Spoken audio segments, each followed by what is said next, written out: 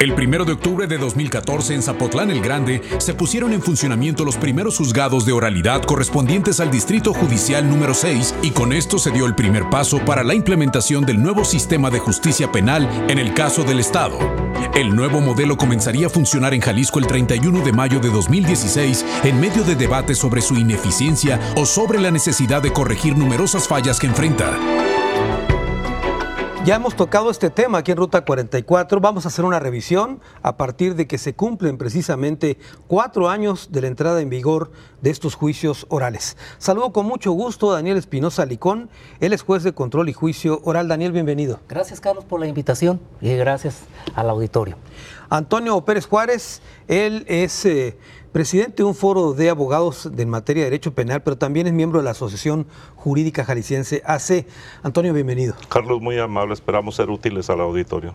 José Anastasio Quintero Segura, juez primero oral mercantil. José, bienvenido. Carlos, gracias por la invitación. A ver, Daniel, tú has sido un invitado frecuente con nosotros para opinar y hablar de este tema. A 4 años de distancia de estos juicios orales, una primera revisión, un esbozo general.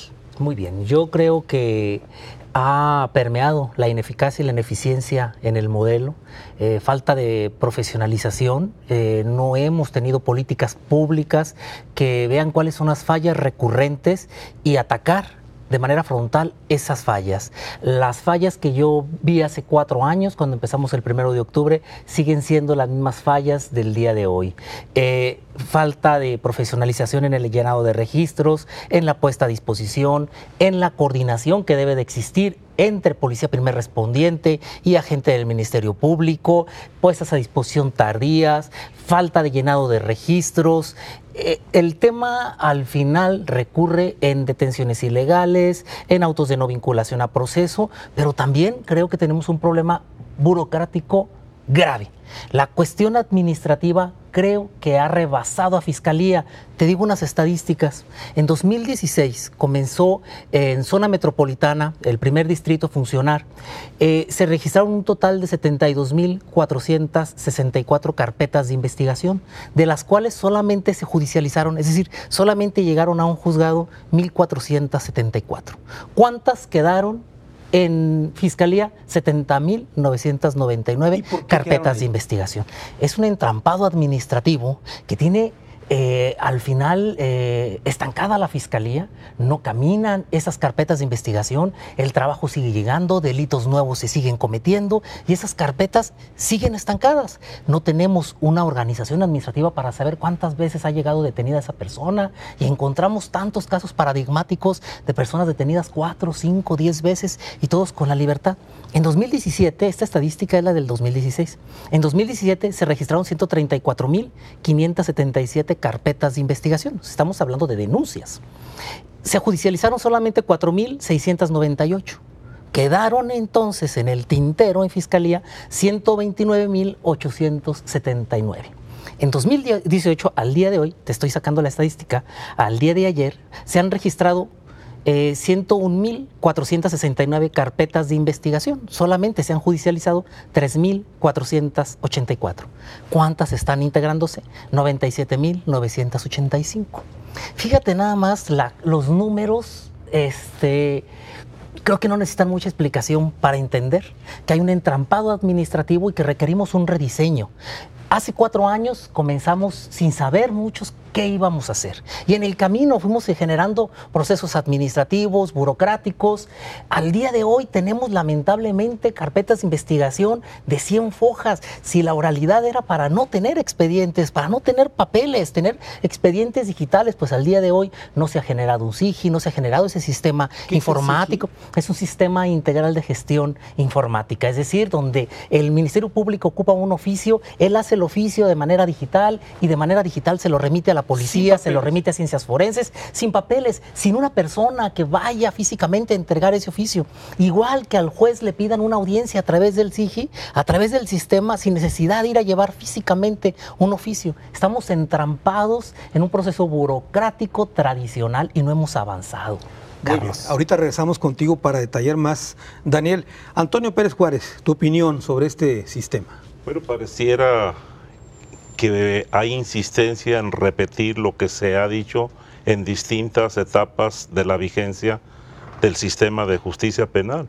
Pero lo lamentable es que lo mismo que se señala desde su arranque se cometió después, se sigue cometiendo y no se avisora voluntad de los responsables para rectificar lo que en su operatividad ha demostrado que es un fracaso.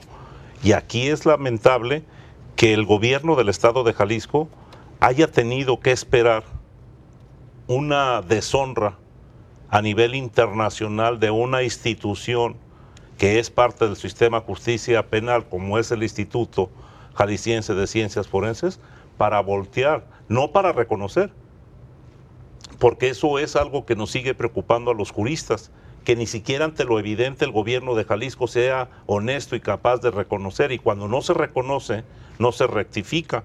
Creemos nosotros que la falla del Instituto Jalisciense, en la medida en que esta haya sucedido, es nada comparado con lo que significa que Jalisco tiene 4 años de implementación del sistema de justicia penal acusatorio sin tener fiscalía, porque no existe la fiscalía en Jalisco.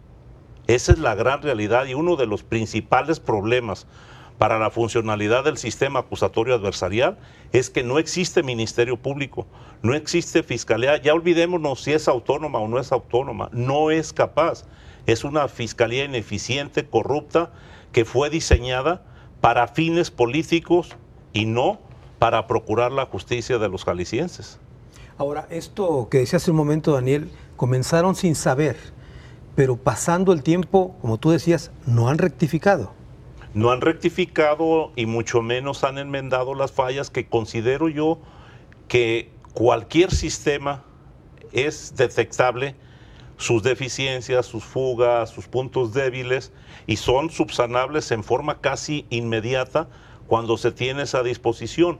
Pero insisto, el problema que en México se diseñó un sistema de justicia por personas que no tenían ni la capacidad, ni la experiencia, ni la voluntad siquiera, porque arribaron, porque simplemente hubo una recomendación de por medio.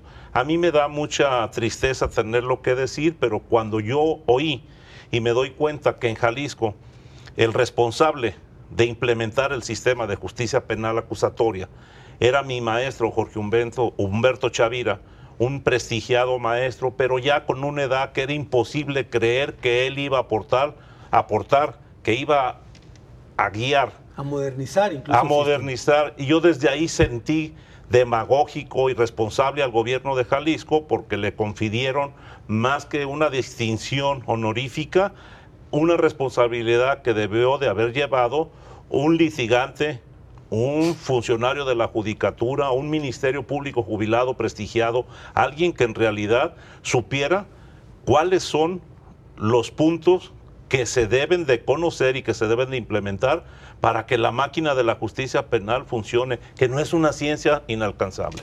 Ahora entiendo por qué no funcionó el SIGI que decía Daniel, el sistema digital. José Anastasio Quintero Segura, en el caso mercantil, ¿la oralidad en el ámbito mercantil ha funcionado? ¿No ha funcionado? ¿Cómo ha sido? Carlos, yo quisiera partir de la premisa, primero de la coincidencia que tengo con mis compañeros del panel. En los procesos orales, en principio llegaron para quedarse. Y seguimos con esa resistencia de querer hacer que estos sistemas fracasen. Yo creo que doctrinalmente los sistemas son eficaces, deberán mejorarse, son sistemas en construcción. Específicamente en materia de oralidad mercantil, la comparativa de un expediente tradicional con un expediente oral, cuando hablamos de acciones que tienen similitud, te pongo un ejemplo muy concreto, cuando se habla de acciones rescisorias o cuando se habla de acciones vinculantes con un seguro, por ejemplo, realmente los montos, porque así fue diseñado el sistema oral en materia mercantil, realmente los montos resultan irrelevantes. Es decir, la complejidad para una sentencia en un asunto tradicional de un monto alto con respecto de un oral de un monto bajo, no tiene diferencia. Sin embargo, el volumen de expedientes sí marca diferencia para la impartición de justicia. Yo te puedo decir con números muy concretos que si los juzgados tuvieran un volumen de entre 900 y 1000 expedientes por año, pudiéramos ser más eficientes y más eficaces. Sin embargo, a un sistema tradicional que le cargas entre 4.500 y 5.000 expedientes por año, es humanamente imposible que puedan dar resultados. Sí ha funcionado el sistema mercantil, los principios rectores de todos los sistemas orales son similares, es más, yo te diría, hay muchos principios que son exactamente iguales, pero debemos de ocuparnos de que todos los operadores vayamos capacitándonos recurrentemente. Ahora, como tú dices del sistema tradicional, te refieres antes de la oralidad, Antes supongo. de la oralidad, sí. ¿Cuántos eran los que en promedio se tocaban antes y cuántos se tocan ahora, expedientes? Los juzgados mercantiles orales venimos a tomar aproximadamente entre el 12 y 15% de expedientes que se manejaban en un juzgado tradicional. Sí. Es decir, realmente no hemos sido suficientemente eficaces para solventar la carga de trabajo que tiene un sistema tradicional. Debo decirte que los juicios mercantiles, por su naturaleza, no son netamente orales, son mixtos. De ahí que los tradicionales van a continuar en operación, no obstante la entrada en vigor del sistema. Sin embargo, la tendencia es llegar justamente a una oralidad completa para todos los procesos y que efectivamente las nuevas tecnologías sean las que aporten ese beneficio de agilidad en los procesos. Si comparamos un expediente tradicional con un expediente oral, debemos de tener en cuenta que el volumen del trabajo del juzgado y la ayuda de la tecnología es la que da el resultado en el objetivo de este nuevo sistema. No nos hemos capacitado eficientemente. Los operadores diversos del sistema han dejado un poco al desdén este nuevo sistema de justicia mercantil. Hay que decirlo, pareciera como si fuera justicia para ricos y justicia para pobres por el tema de las cuantías. Sin embargo, la buena noticia es que el sistema no se va a echar para atrás. Al contrario, se va a incorporar la materia familiar, la materia civil. Lo que nos debe ocupar ahora es verdaderamente demostrar que estos sistemas funcionan, pero con capacitación y con recursos. Si no hay recursos, un proyecto de esta naturaleza veo muy complejo que salga adelante, al menos al corto plazo. Muy bien, tengo que hacer la primera pausa. Una de las palabras más repetidas en esta primera intervención fue la falta de capacitación. Con eso regresamos aquí en Ruta 44.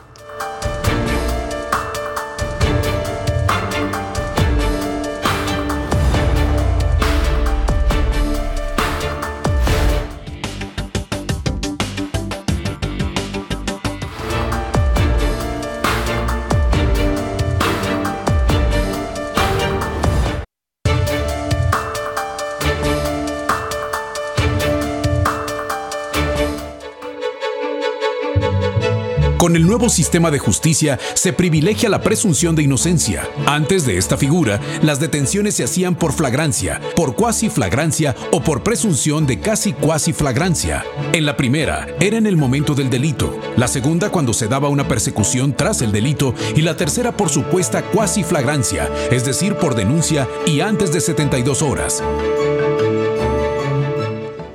Bueno, continuamos aquí en Ruta 44, hablamos de los juicios orales, el nuevo sistema de justicia penal, que ya no es tan nuevo, lleva 2 años ya de que se implementó. Daniel Espinosa Licón, un tema que yo decía hace un momento antes de ir a la pausa, era el asunto de la capacitación. ¿Qué no se supone que hubo 4 años de capacitación previa antes de los juicios orales, o 6 años, y 8 años antes de que se implementara formalmente esto? Muy bien. El tema fueron 8 años precisamente de tiempo en el que todos los operadores teníamos que capacitarnos. En esos 8 años se tenía que crear la infraestructura, pero como buenos mexicanos dejábamos todo al final. No es cierto que hayamos empezado esos 8 años, dejamos perder esa posibilidad de aprender con delitos de bajo impacto social. El robo del teléfono celular, el robo de la polvera, del espejo retrovisor, el accidente vial. Con esos asuntos debimos de habernos enseñado durante 8 años a trabajar en el modelo, para que cuando llegara la generalidad del modelo a todos los delitos, la gama de delitos de secuestro, homicidio, violación, delincuencia organizada, delitos cometidos con medios violentos como armas y explosivos, todos esos delitos de alto impacto social, trajéramos experiencia. Voy a decir una referencia lamentable: echar a perder para aprender. Y teníamos esos 8 años para hacerlo con esos delitos de bajo impacto, pero no lo hicimos así. Comenzamos cuando ya estábamos obligados a entrar en el modelo. Sí empezamos en el 2014 en Ciudad Guzmán, en el distrito, pero era solamente la zona y necesitábamos que todos los operadores que iban a comenzar a trabajar estuvieran también ahí en el tema de capacitación, en las audiencias. No lo hicimos. Comenzamos sin la capacitación debida. Lamentablemente mandaron a los policías a capacitarse, pero los mandaban después de su guardia cansados o iban después de trabajar, cuando era su día de franco, su día de descanso, iban molestos porque les quitaban su día de descanso. Y entonces íbamos con mala actitud.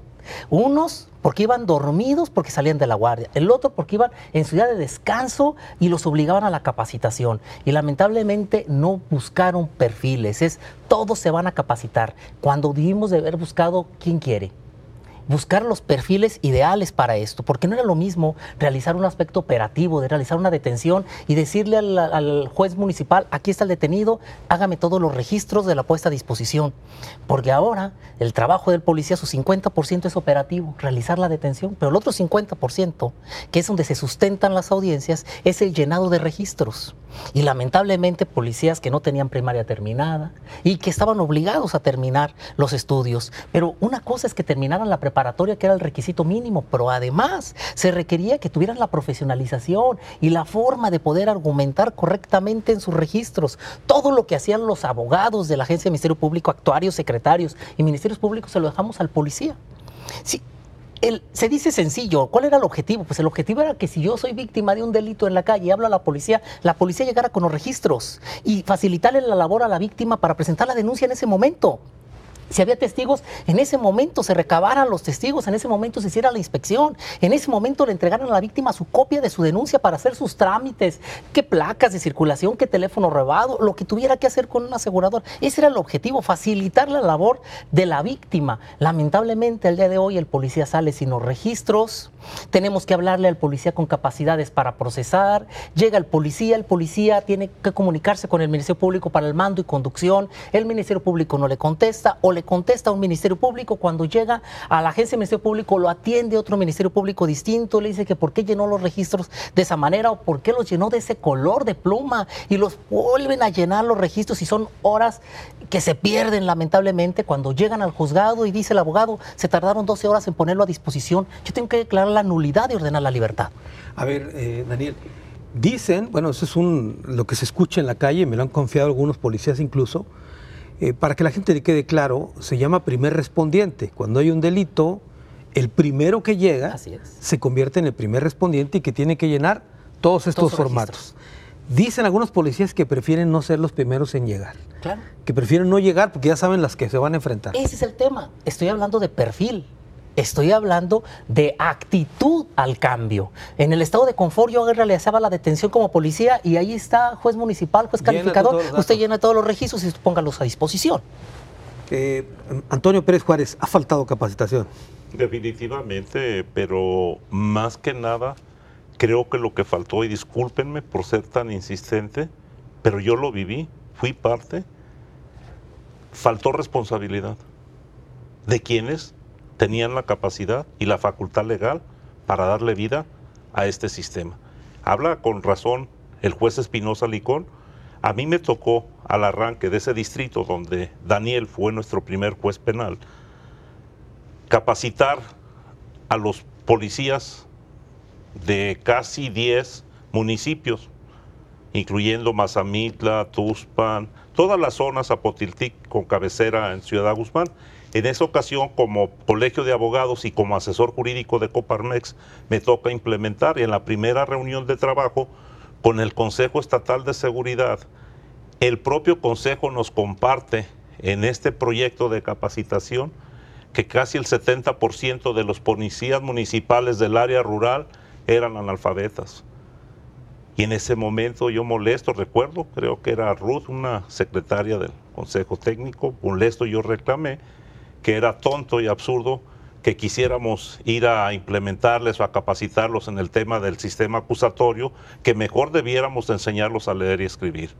Así de absurdo y de irresponsable es el inicio de la capacitación. ¿Cómo podíamos esperar que ésta cumpliera su objetivo de darles talento y capacidad a quienes no lo tenían en ese momento? Creo yo que esos factores ahora nos están cobrando la factura, pero efectivamente, como dice el juez mercantil, esto es una realidad y a nivel internacional ha funcionado porque se tienen políticas públicas bien definidas, bien establecidas, de utilidad social, cosa que no sucede en México y debemos de entender que se van a quedar. Por ello es importante que tomemos las decisiones y que ahora que tenemos la posibilidad de un nuevo rumbo en el gobierno de Jalisco y en el gobierno del país, ojalá y hayan aprendido y hayan advertido que esto no es de estar cambiando sistemas, no es de estar modificando lo que no se les acomoda, porque a un flojo, a un irresponsable, a un corrupto, nada se le va a acomodar si implica trabajo, disciplina y responsabilidad. Y en el sistema acusatorio, en la capacitación, no se dio en la fiscalía, por ejemplo. Hay muchos aspectos que al día de hoy los ministerios públicos no dominan.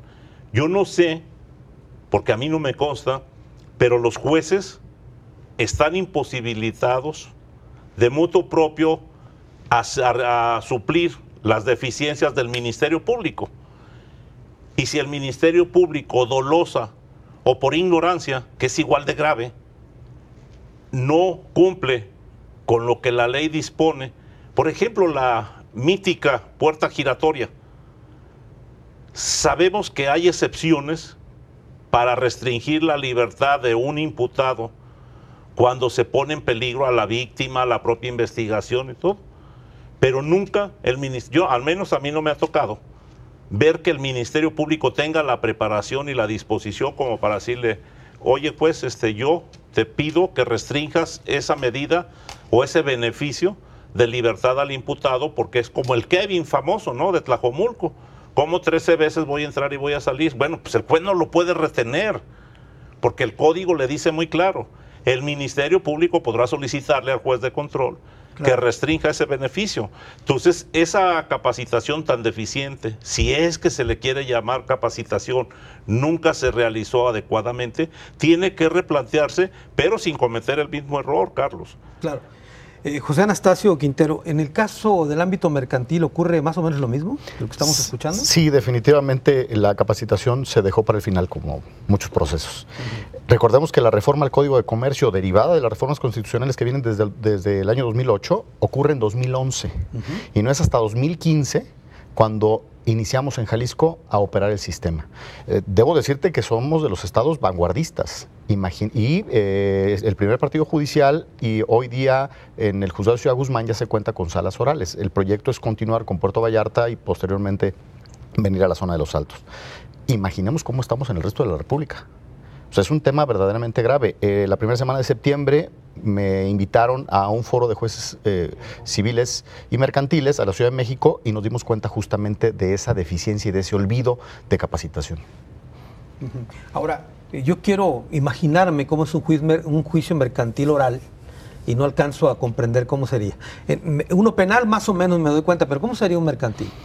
Tenemos la fortuna de que es un proceso híbrido, es un proceso escrito y oral. Ajá. Finalmente, el planteamiento de la controversia se da de manera escrita, lo que nos permite a nosotros ir diseñando la estructura del proceso de manera más ágil e ir perfilando inclusive la proyección de la sentencia y conservar solamente el resultado final al desahogo de las pruebas. De manera que no estamos con esa imposibilidad, por ejemplo, que presentan los compañeros de los juzgados penales, de enfrentarnos al proceso sin conocimiento previo de la causa. Nosotros conocemos perfectamente el objetivo de la demanda, la causa que se está pretendiendo, ya la conocemos por escrito, antes de entrar al sistema de oralidad, ya las pretensiones de aquella persona que es demandada, es decir, su mecanismo de defensa, las excepciones que plantea en su contestación, y luego entramos ya entonces en este proceso oral. ¿Qué es lo que nos beneficia verdaderamente? Insisto, el uso de la tecnología.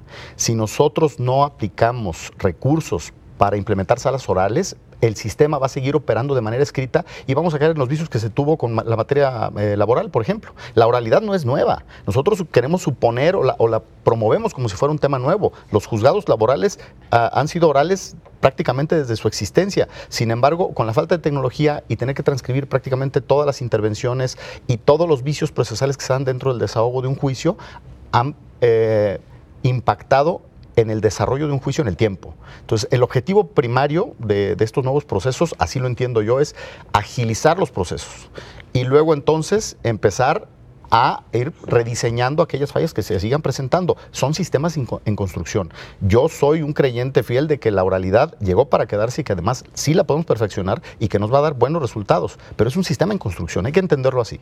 Pero, a ver, ¿los que dirigen esto ya se dieron cuenta de esto o todavía no se dan cuenta? Bueno, debo decirte que hay estados que están renuentes a incorporarse al sistema. Hubo una reforma que entró en vigor el 25 de enero de este año, que implicaba la modificación de cuantías, lo que iba a traer como consecuencia que conociéramos más asuntos los jueces orales, y con eso irle quitando carga laboral también a los compañeros de los jueces, de los juzgados tradicionales. El 28 de marzo de este mismo año viene otra reforma a los artículos transitorios y le dan reverso al tema.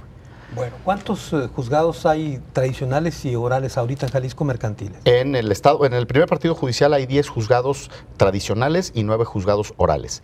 Y hay un juzgado mercantil especializado en Ciudad Guzmán, que tiene también ya sala y toda la tecnología para operar. Bueno, vamos a continuar hablando del tema. Por cierto, Daniel, antes de ir a la pausa brevemente, hace un momento que tú decías de esta burocracia que hay, el trámite administrativo.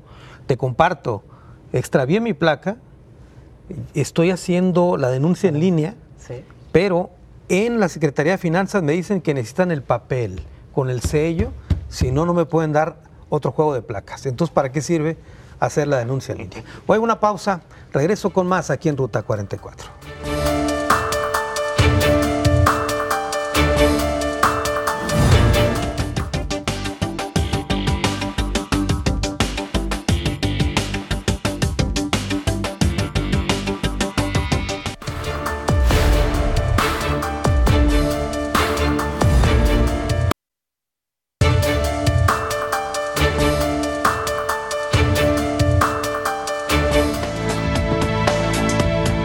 Aunque la implementación del nuevo sistema de justicia penal incluyó un largo periodo de 8 años, la mayor parte de la capacitación para el personal del Poder Judicial que aplicaría la figura comenzó a darse en el último año de plazo para entrar en vigor. Esto dio paso a una deficiente capacitación y un desconocimiento en los alcances del sistema. Por ejemplo, especialistas aseguran que es más extenso el formato para los policías como primer respondiente que un formato similar de la Policía de Nueva York. Juicios orales solucionan la impunidad, el tema que tocamos hoy aquí en Ruta 44. Daniel Espinosa Licón, me preocupa mucho el tema de la burocracia en torno a la aplicación del sistema penal. Muy bien. Tematizo los números con los que comencé a platicar. Al día de hoy tenemos presentadas denuncias en zona metropolitana alrededor de 300,000 denuncias, son 298,000 y fracción. De esas se han judicializado solamente cerca de 10,000. De esas 10,000 causas judicializadas, te voy a decir que algunas fueron detenciones ilegales, el 60% aproximadamente, otro tanto de autos de no vinculación a proceso. Una cantidad se termina a través de los mecanismos alternativos, acuerdo reparatorio, suspensión condicional del proceso, que es donde le debemos de pulir al modelo y sacar más avance para que la víctima se vaya satisfecha con la reparación del daño. Y solamente de ese total que estoy hablando, del que empezó el modelo al día de hoy, que son cerca de 300,000 denuncias, solamente se judicializaron, te decía, 10,000, y de esas solamente han llegado a juicio oral 41 juicios. 41 juicios. Y de esos 27 sentencias han sido de condena y 14 absolutorias. Hubo un informe de México Evalúa donde nos decían que la impunidad ha aumentado del 98 al 99.3%. También había que analizar los números. Si ellos se van exclusivamente a esos números fríos, pudiéramos decir efectivamente aumentó la impunidad. No, yo considero que había que analizar cuántos procesos se terminaron a través de acuerdo reparatorio, suspensión condicional del proceso o procedimiento abreviado, que es parte de la negociación. Y es verdad que muchos asuntos se terminan de esta manera. Pero el entrampado administrativo del que hablas, Carlos, estamos hablando... Antes del entrampado administrativo, esto que acabas de decir, un ministro de la Corte vino aquí a una conferencia, ahorita no recuerdo, creo que es José Ramón Cosío, sí, claro. Hablaba de que efectivamente hoy hay más acuerdos reparatorios del daño, pero no necesariamente más justicia en México. Correcto. Lo que sucede es que tendríamos la sensación como sociedad de que nos dimos cuenta que robaron a un vecino, que se metieron a su casa a robar. Y entonces todos los vecinos están con la sensación de que ya no hay seguridad, de que la cuadra ya no es segura, la colonia no es segura, y la víctima puede ser que exista la posibilidad de que esa persona la detengan, y la víctima quiera resolver su problema a través de la reparación del daño. No forzosamente que la persona esté en la cárcel. Entonces que le pague sus daños, que le pague lo que se robó y se lo repara y se acabó. Pero y regresa entonces, a la calle. pero la persona regresa a la calle. Y entonces es a lo que se refería Así el es. señor ministro. Es decir, Perdón, bueno, te la interrumpí sensación con el asunto de la es de administración. inseguridad de todos los vecinos. Es decir, no hubo justicia porque la persona ya está Así fuera. es. Bueno, te hablaba del entrampado administrativo. Si de 300,000 denuncias, solamente 10,000 llegaron a judicializarse, ¿qué pasó? Con 290,000 víctimas. ¿A quién qué trámite se les ha dado en ese entrampado administrativo? Es decir, mira, yo he de reconocer que no es flojera de los ministerios públicos. Los he visto cansados, los he visto sin dormir, los he visto agotados en audiencias. Juez, vengo de una guardia de 24 horas y tengo 3 audiencias. Van sin dormir, desvelados, con posibilidad de errar, dado el cansancio que llevan, con la cantidad de asuntos, y entonces van, judicializan sus asuntos y se van a descansar. Llegan a la siguiente guardia y otro tanto de asuntos que llegan de detenidos. Muchos tendrán que decretar libertad conforme el 140, esa puerta giratoria de la que habla el amigo Antonio, y llega a su guardia y tiene otro tanto. ¿Qué pasó con los de la guardia pasada? Ya no tuvo tiempo de analizarlos. Ya no tuvo tiempo de analizarlos. Y está al día, y se van acumulando, y no hay quien le dé trámite a esos asuntos anteriores. Antonio Pérez Juárez, antes escuchábamos que una persona había quedado en libertad porque se había violado el debido proceso. Me refiero al anterior sistema, ¿no? Y se especulaba que había sido por corrupción, que era muy probable, por una deficiente integración de una averiguación previa entonces, también ocurría. Y se dijo que con este sistema ya no iba a haber eso. Sin embargo, seguimos escuchándolo. Bueno, aquí tendríamos que acotar en el sentido de que la corrupción se da por acción o por omisión. Anteriormente era por acción, era doloso, se buscaba esa violación al debido proceso para generar ese acto de corrupción e impunidad al final. Ahora sigue siendo un acto de corrupción, pero por omisión, que es igual de grave, por incapacidad. Principalmente se generan las posibilidades para que el defensor pueda capitalizar en beneficio de su cliente, de los imputados, esa deficiencia técnica del Ministerio Público que la ley no le permite al juez subsanar. Lo grave es que el Ministerio Público vivió décadas, no decir siglos, con el doble estatus de ser parte en un juicio penal y ser autoridad a la vez, y nunca supieron cuándo dejaba de ser uno y cuándo era el otro. Y llegaron a esta práctica del sistema acusatorio con la mentalidad de que los jueces les iban a favorecer por el hecho de ser autoridad, cosa que este sistema no permite. Si algo, entre muchas virtudes que tiene el sistema acusatorio, es la equidad procesal. Aquí realmente las partes somos iguales. Si algo viene chueco del ministerio, así se queda para el juez. Hay algunas cosas que hay posibilidades de subsanar por el asesor de la víctima, en algunos casos, no en todos, pero siempre son en beneficio del imputado. Pero no es posible esperar algo distinto cuando en fiscalía, por ejemplo, basados en el principio de unidad, un agente del Ministerio Público que no conoce una carpeta de investigación, lo mandan ahorita, su jefe, a una audiencia de imputación porque el que llevó la investigación en su inicio se fue a otra diligencia.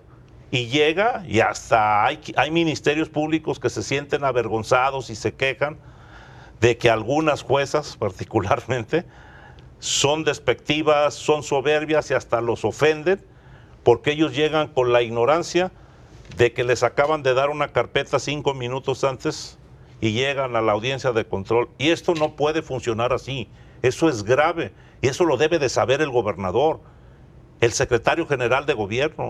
Ellos nos impusieron esos incapaces en la fiscalía como Nájera y como Almaguer. Entonces no esperemos resultados mientras el Estado no sea capaz de rectificar, pero rectificar en las entrañas, en los cimientos. Es ahí donde se debe de atacar y donde se debe de rectificar para que esto funcione y tengamos los beneficios y las bondades que sí tiene el sistema acusatorio, que ha funcionado por décadas en los países sajones, en los países europeos. O sea, el sistema no está mal, la aplicación del mismo no ha fallado. Es perfectible, pero para mí está muy bien porque acabó con muchos vicios con muchos actos de corrupción. El hecho de la inmediación, de la concentración, para una buena práctica del derecho, son los tribunales ideales. Muy bien. José Anastasio Quintero Segura, en el tema mercantil, ¿cómo están saturados?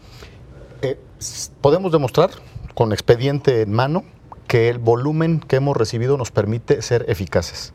Si nosotros nos comparamos con el sistema tradicional, ellos traen 10 tantos más de expedientes. No podemos pedirles resultados iguales a entes desiguales. Ahora, pero una víctima de una situación mercantil, ¿es un volado que le toque llegar a un juzgado al otro? ¿O no, cómo es? Tiene que ver con las cuantías. Cuando se diseñó el sistema, y justamente para no colapsar el sistema, el legislador federal determinó que los juicios iban a entrar de manera gradual a la oralidad, se iban a incorporar a la oralidad de esta forma. De ahí determinaron los montos. Y van a seguir existiendo los dos formatos, el tradicional y el oral, van a coexistir durante muchos años más. Porque el volumen de negocios que están por debajo de la apelabilidad hoy día, que se marca así por el Código de Comercio, que son 633 mil pesos, un poco más, implica que esos trámites tienen que seguir siendo tradicionales para el juicio ejecutivo. Es decir, vamos a seguir conociendo el proceso como existía. ¿Hasta 633 mil pesos? Hay dos procesos novedosos. En materia de oralidad mercantil entraron en vigor los juicios orales mercantiles ordinarios y orales mercantiles ejecutivos. Los ordinarios son de 0 pesos hasta 650 mil pesos y los ejecutivos, que fue lo que te comentaba del reverso a la reforma, son de la apelabilidad 633 mil pesos a 650 mil pesos. Es decir, un margen mínimo de 17 mil pesos que implicó que el inicio de año que perfilaba a recibir más asuntos en materia de oralidad, pues a partir de marzo prácticamente no nos llegan asuntos mercantiles ejecutivos. Seguimos atendiendo los ordinarios. Para el siguiente año aumentará 1 millón de pesos, luego 1,5 millones y luego se liberará la cuantía. Pero ahorita es esa cuantía. Es esa cuantía. Arriba de ese monto va al sistema tradicional. Al sistema tradicional, es correcto. ¿Por qué? El legislador, te comento, insistió en que la oralidad debió haber entrado de manera gradual. Yo creo que tuvo razón en esa parte porque no colapsaba el sistema. Para que el sistema oral en materia mercantil funcione, requerimos de la tecnología. Nosotros sí hemos adelgazado los expedientes, a diferencia de otras materias, sí los hemos adelgazado con el uso del audio y video. Una audiencia que dura 25 o 30 minutos implicaba un proceso de 4 meses. Se redujo justamente a esta sola audiencia. Por ejemplo, la audiencia preliminar, prácticamente decantas todo el proceso. Llegas en esa misma audiencia, admites pruebas, en esa misma audiencia citas a las partes para la siguiente, que es para el desahogo de las pruebas, y ya perfilaste ese asunto prácticamente para resolver, lo que implicaba meses e implica meses en un proceso tradicional. Es lo que te iba a preguntar. ¿Cuánto dura en promedio, por ejemplo, un juicio mercantil tradicional y cuánto uno oral? En estadísticas a nivel nacional, inclusive las revisamos, son prácticamente iguales que las del estado de Jalisco. En el sistema tradicional duran entre 12 y 36 meses para resolverse una contienda. 3 años. Y te estoy hablando de llegar a una controversia en la que muchas veces hablamos solo de la sentencia. La ejecución es todo un reto posterior. Aparte. Además, el legislador se ocupó ahora de llegar a la sentencia. Es todo un reto la ejecución, porque eso es lo que verdaderamente el ciudadano percibe como eficaz en la justicia. Yo puedo tener una sentencia, y lo acaba de decir el presidente de la Corte a principio de año, una sentencia que no se ejecuta no vale el papel en el que está impresa, justo así lo dijo. ¿Por qué solamente se ocupan de las sentencias a nivel federal? Que nos den elementos para que se ejecuten también las propias. Hasta 36 meses. ¿Y los juicios orales mercantiles? Estamos resolviendo entre 60 y 90 días naturales. Del inicio del juicio a sentencia. Como medio año más o menos. Menos de medio año. Menos de medio año. Sí, porque son días naturales.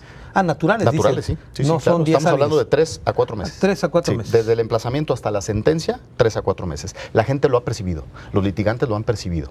Entonces, ha resultado eficaz para obtener al menos el resultado inicial que se buscó con la oralidad, llegar a la sentencia de manera pronta. Aunque está el tope también del monto que se atiende. Sí, así es. Muy bien, tengo que hacer una pausa, es la última. Regreso a las conclusiones del programa.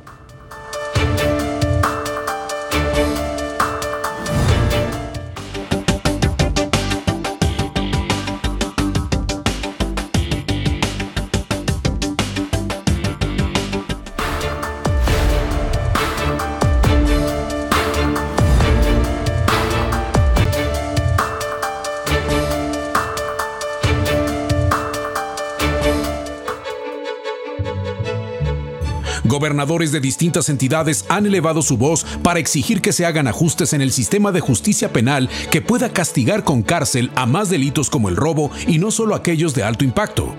Por las bondades de esta figura, hay en la calle personas que han cometido delitos que estaban tipificados con cárcel. Miles de casos se han registrado de otros que ni siquiera son sujetos a juicio por violar el debido proceso. Y caemos en el terreno otra vez de la impunidad. Y es el tema del programa, juicios orales, fue la pregunta que lanzamos, ¿solución a la impunidad? Bueno, estamos llegando a la parte final del programa, vamos a las conclusiones del mismo. Hoy voy a comenzar contigo, José Anastasio, las conclusiones, por favor. Apuesto a la capacitación, apuesto a que el sistema va a funcionar, son sistemas en construcción, son perfectibles y claro que han dado resultados, tenemos manera de demostrar que los procesos mercantiles dan resultados. El segundo gran reto es la ejecución, que en algún momento tendremos que retomar esa parte. Sin embargo, sí creo que las universidades y creo que sobre todo los litigantes independientes tienen una gran responsabilidad. Debo compartirte de manera muy triste que el 80% de las audiencias mercantiles las desahogo solo. Las partes no van. Pretenden seguir en la misma dinámica de los juicios anteriores, de que sean notificados de todas las actuaciones. El legislador con este modelo diseñó que ahora seamos los interesados quien vayamos al tribunal y no que el tribunal todo el tiempo nos esté correteando. Eso minimiza costos. Otro tema con el que quisiera concluir con respecto de la pregunta que haces para el programa, yo creo que sí son la solución a la impunidad. ¿No han sido hasta ahorita? No lo han sido hasta ahorita. Yo creo que sí son a la solución y ese es el objetivo final que tendremos que perseguir. Ahora, eso que dijiste me llama la atención, el tema de que quien denuncia o presenta una demanda mercantil no acude. Hablábamos de la capacitación. ¿Ha faltado capacitación del otro lado también, de los litigantes? Sin duda. Sin duda. Yo te diría, con conocimiento de causa, que el mayor desconocimiento se ha dado lamentablemente del lado de los litigantes, más que de los propios operadores internos. Con el tiempo hemos venido perfeccionando inclusive la técnica para desarrollar las audiencias, compartimos información con juzgadores de otras entidades y hemos generado mejores prácticas, a eso nos han estado invitando a las reuniones nacionales. Sin embargo, los litigantes, lo he visto, que no entran a las audiencias por desconocimiento o por miedo al desarrollo de la audiencia. Cuando nosotros hemos sido permisivos de que se incorporen al sistema, de que se empapen de ese sistema, este año he dado no menos de 5 capacitaciones en el auditorio de Ciudad Judicial y lamentablemente a medio cupo, un tercio del auditorio, cuando son gratuitas, ¿no? Y luego entonces estamos pagando a veces por capacitación ya cuando se nos vino el sistema encima. Es una pregunta tonta la que voy a hacer, pero incluso no deberían capacitarse para saber hablar. Si eso es un asunto oral. Sí, las universidades no tenían diseñado este sistema, pues en construcción. Hay que trabajar la oralidad, hay que trabajar la expresión corporal, hay que trabajar desde luego la argumentación jurídica, que son temas que venimos olvidando de mucho tiempo atrás. La verdad, la palabra puede convencer. Yo entiendo que el sistema oral tiene una connotación distinta que el penal, porque primero se construye de manera escrita y luego incorporamos la oralidad. No obstante eso, el desarrollo de las audiencias sí nos puede dar eficacia en un mejor resultado, pero no nos queremos meter a esta dinámica de capacitación. Muy bien. Antonio Pérez Juárez, tus conclusiones. Carlos, antes quisiera, aunando a lo que tú externas, cuando dices que pensabas que era tonta tu reflexión sobre la necesidad de saberse expresar, quiero decirte, en el 2004, en la Cátedra Larios Valencia, en el Paraninfo de nuestra benemérita universidad, me tocó ser expositor y panelista representando a los abogados litigantes, y yo alzaba la voz diciendo que se empezaba fracasando. En el 2004 ya sabíamos que venía el sistema, porque no veía a las universidades modificar sus planes de estudios para capacitar al abogado del sistema acusatorio en herramientas fundamentales como es la oratoria forense, la psicología forense, la argumentación que dice el juez. Realmente ese es un aspecto que también está generando una correcta aplicación del sistema. Porque no solo los litigantes, también hay jueces que les costó mucho trabajo centrar esa dinámica, porque no es solo hablar. El problema más grave que no nomás en el sistema acusatorio, en toda actividad del ser humano, debe de haber una programación neurolingüística. Coordinar el cerebro y la boca es fundamental en el desahogo de estos procesos penales y los procesos mercantiles. Más cuando está de por medio la vida de alguien, la integridad de alguien. La libertad de ellos, y creo que en esa medida también debemos de aportar los litigantes, pero todas las partes. Ahora, en cuanto a si esto ha sido un remedio, una panacea para la impunidad, definitivamente no. Y nunca lo será si quienes tienen la responsabilidad de vigilar por su implementación actúan con irresponsabilidad, actúan con ignorancia y con el dolo. En ningún estado donde se anteponga el interés político, el interés personal o de partidos a los fines de la justicia, podrá vivir en armonía y podrá abatir la criminalidad y la corrupción.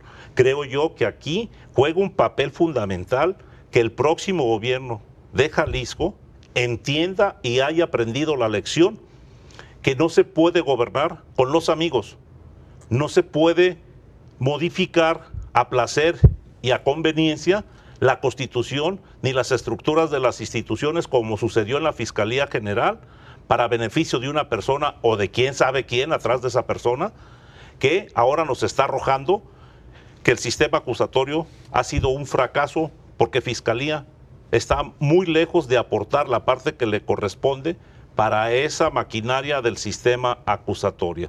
Mientras el gobierno entienda que es una parte fundamental todas esas estructuras o partes como el Instituto de Ciencias Forenses, como la Fiscalía, la Procuraduría Social, el Consejo de la Judicatura y los colegios de abogados, que no fuimos partes ni fuimos consultados para la implementación. Y sí entorpecemos los procesos mercantiles y penales, pero nunca el Estado se preocupó por alentarnos esa capacitación. Creo yo que esto será fundamental en el gobierno que arranca en diciembre. Los abogados jaliscienses esperamos que el gobernador anteponga, y así lo creemos, los intereses políticos en beneficio de la funcionalidad del sistema de justicia, que es el que le dará el desarrollo al país. Muy bien. Daniel Espinosa Licón. Muchas gracias, Carlos. Pues decirte que el punto toral es la profesionalización, ya no la capacitación. Capacitamos a los nuevos, profesionalizamos a los que ya están. Y en la profesionalización, ¿cuáles son las fallas? ¿Cuáles son los errores? Hay que curarlos, hay que corregirlos, hay que profesionalizar y que no vuelva a acontecer ese error. Yo digo, en 4 años siguen existiendo los mismos errores, siguen existiendo el tema que hablaba Toño, llega la gente del Ministerio Público 5 minutos antes, leyeron su carpeta y llega la audiencia a leer, no argumenta. Y una lectura de 1 hora de audiencia, cuando lo pudo sintetizar en 5 minutos, si él hubiera integrado esa carpeta. Yo creo que el punto toral es la profesionalización, buscar políticas públicas que saneen todas esas fallas sistemáticas y todos los vicios que traemos del sistema anterior, a apostar a la tecnología. La tecnología nos puede dar bastante resultado para hacer eficaz y eficiente el modelo. Nada más te pongo como ejemplo, el viernes tuve de guardia, tuve 10 controles, 10 detenciones. De esas 10 detenciones, 9 fueron ilegales, 9 se fueron libres, solamente quedó 1. Pero de esos 9, yo te puedo decir que 8 fueron errores que se pueden corregir para que esos 8 queden detenidos. Si hay delito y si hay probable responsabilidad y si hay flagrancia, que se queden detenidos o que se vayan libres, pero con medidas cautelares, con el proceso para que la víctima tenga la reparación del daño. De esos 9 que fueron ilegales, 8 con profesionalización, se puede cambiar el destino y el rumbo del sistema de justicia. Ahora, el tema que me preocupa, la estadística que diste, las carpetas de investigación o los procesos que llegaron como denuncia, ¿no tienen caducidad? Hay prescripción. Lo que figura es la prescripción, el término medio aritmético más 1/4 parte de la sanción, es decir, sumar el mínimo y el máximo y sacar la mitad. Para que prescriban, hay una regla general que son 3 años, 3 meses. En 3 años, 3 meses prescriben. Pero ese no es el problema es que quedó en el olvido esa carpeta de investigación y si la víctima no llevó testigos, el Ministerio Público ya no hizo nada en ese entrampado administrativo porque ya le llegaron causas nuevas, otras causas importantes y está con las causas nuevas y las viejitas las olvidó y nadie le movió. ¿Ese es el destino de 290,000 denuncias? Es correcto. Porque se van acumulando. 290,000 víctimas, 290,000 delitos, 290,000 sujetos que están delinquiendo allá en la calle. Y nada más 10,000 y de 10,000 ya sacaste tú la estadística, sí. Y 47, apenas 27 procesados, algo así. Así ¿no? es, condenados, 27 y 14 absueltos en juicio oral. ¿Aún así tú crees que esto fue lo mejor, el sistema? Sí, no, claro, estoy convencido también con ese modelo, estoy enamorado del modelo, el modelo funciona, es un sistema no perfecto, es correcto, perfectible, pero es un modelo que abona a un sistema eficaz y eficiente. Nuestro problema somos los operadores, nuestro problema es la profesionalización, nuestro problema es las políticas públicas para profesionalizar y buscar los errores de origen y que no vuelvan a suceder. ¿Tú diste algún ejemplo ahí que tú encontraste cómo pudieron haberse subsanado por lo menos estas 8? De menos 8. De menos 8 en una guardia de 10 detenidos, donde 8 pudieron haberse quedado detenidos, o si no detenidos, de menos vinculados a proceso.